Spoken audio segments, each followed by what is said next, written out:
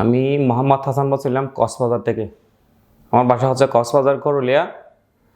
এটা হচ্ছে আমার বাচ্চা নিয়ে কক্সবাজার কথা করানোর উদ্দেশ্যে আমার বাচ্চা নিয়ে কক্সবাজার একটা প্রাইভেট হাসপাতালে গেছিলাম। ওখানে ডাক্তারের কাছে পরামর্শ নিয়েছিলাম। ডাক্তার বলতেছে যে ডিভাইস নিয়ে আমার ছেলেটাকে কথা করানোর জন্য পরামর্শ দিছে। তো আমি বলতেছি ঠিক আছে, ডিভাইস দিয়ে আমাদের ছেলেটাকে করে দেন তাইলে, যেটা সহজ হয়। আমাকে সহজ বলে ওখানে ডিভাইস দিয়ে কথা করাইছে। ডিভাইস নিয়ে এরা বলতেছে ডিভাইস নিয়ে যদি কত্না করান আপনার ছেলে কোনো ধরনের কোনো দিক দিয়ে কষ্ট পাবে না। জাস্ট এখন এখানে কত্না করাবেন, কত্না করানোর সাথে সাথে বাচ্চাটা কাপড় পরতে পারবে, কাপড় পরে বাসায় চলে যাবে। দুদিন পরে আপনার বাচ্চা এই একদম ক্লিয়ার হয়ে যাবে। দুদিন পরে ডিভাইসটা আমরা খুলে ফেলবো, দুদিন পর আমার ছেলে সুস্থভাবে হাঁটতে পারবো, ওইরকম বলে আমাকে একটা পরামর্শ দিয়েছিল এরা। ওইরকম বলে কত্না করাইছি। ওখান থেকে কত্না করানোর পরে বাচ্চাটা বাসায় নিয়ে গেছি। বাসায় নিয়ে যাওয়ার পরে আমি ইউটিউব দেখতেছি। ইউটিউব দেখতে দেখতে আমি বলতেছি আজকে তো 3 দিন হয়ে গেল, বাচ্চা তো এখনও মানে হাও মাও চেঁচাচেঁচি করতেছে। তাইলে ওই রকম গিয়ে করতে করতে যেগুলো মেডিসিন দিছিল ওগুলো আমি তো প্রতিদিন খাওয়াচ্ছি, যেভাবে বলতেছে এভাবে গিয়ে করতেছি বাচ্চাকে।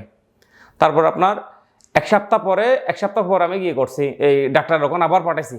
ডাক্তার ওখানে যখন পাঠাইছি, ডাক্তার ডিভাইস ওটা খুলে ফেলছে। ডিভাইস ওটা খুলে ফেলার পরে আমি দেখতেছি যে বাচ্চার অবস্থা খুব আশঙ্কাজনক। ফিনিশের মধ্যে পুরা চামড়া নাই বলতে চলে, একদম একেবারে চামড়া গিয়ে করে ফেলছে, লস করে ফেলছে।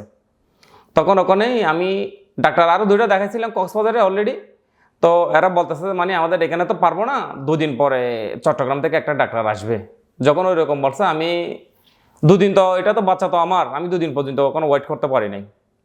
আমি আবার গিয়ে করছি, আমি বলতেছি আমি এবার কেয়ারে নিয়ে যাব, চট্টগ্রাম এবার কেয়ারে নিয়ে আসলাম। নিয়ে আসার পরে এখানে আমার একটা বন্ধুও করছিল, ওই ফরিদুল ইসলাম স্যারের কাছে আমার একটা বন্ধু করছিল, বন্ধু একটা ছেলে খুব ভালো একটা ট্রিটমেন্ট করছিল। তাইলে আমাকে ওখান থেকে সুপরামর্শ এটা দিছে। আমি স্যারকে দেখাইছি, ফরিদুল ইসলাম স্যারকে দেখানোর পরে বিস্তারিত যেটা হয়েছে ওটা ফরিদুল ইসলাম স্যারকে বলার পরে দেখতেছে যে মাংস চামড়াটা পুরো এটাই লস, অন্যরকম হয়ে গেছে। ফিনিশের মধ্যে এই আপনার গিয়ে আসছে ইনফেকশন যেহেতু করছে, ইনফেকশন করার পরে ওটা অবস্থা খুব আশঙ্কাজনক। যেহেতু আশঙ্কাজনক হয়েছে বিদায় কক্সবাজার একটা হাসপাতালে ওটা কি করতে পারে নাই, ট্রিটমেন্ট করতে পারে নাই। তাইলে ওখান থেকে আমরা রেফার দিচ্ছি, এখান থেকে আমরা চট্টগ্রাম এবার কেয়ারে নিয়ে আসছি, ফরিদুল ইসলাম স্যারের কাছে নিয়ে আসছি। স্যার বলতেছে যে এটা তো এই ডিভাইস দিয়ে করছি যেহেতু মানে এটা তো পুরাটাই গিয়ে হয়ে গেছে, একটু খুব আশঙ্কাজনক দেখা যাচ্ছে। তারপর ইনশাআল্লাহ দেখা যাক, ওই রকম বলে স্যার একটু রিস্ক নিয়ে স্যার ওইটা করে দিছে। অঙ্গকোষ থেকে একটা চামড়া নিয়ে এই ফিনিশের মধ্যে সার্জারি করে দিছে। সার্জারি করার পর আমরা এখানে 2 দিন ভর্তি ছিলাম। 2 দিন ভর্তি থাকার পরে আপনার 5 দিন পরে আবার দেখার কথা। 5 দিন পরে আবার দেখাইছি স্যারকে।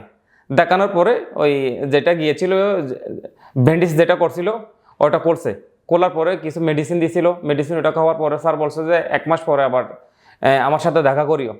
তাইলে আমার বাচ্চাকে নিয়ে আলহামদুলিল্লাহ 1 মাস পরে এখানে আসছি।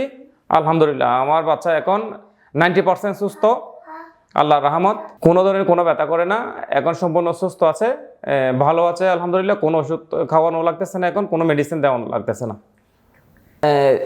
আমি ডাক্তার ফরিদুল ইসলাম স্যারকে অসংখ্য ধন্যবাদ জানাচ্ছি, আন্তরিক শুভেচ্ছা জানাচ্ছি। যেহেতু এই একটা সুপরামর্শ আর সঠিকভাবে আমার ছেলেটাকে ট্রিটমেন্ট করার জন্য হাজার ধন্যবাদ জানাচ্ছি। আমার ছেলেটা এখন আলহামদুলিল্লাহ সুস্থ আছে।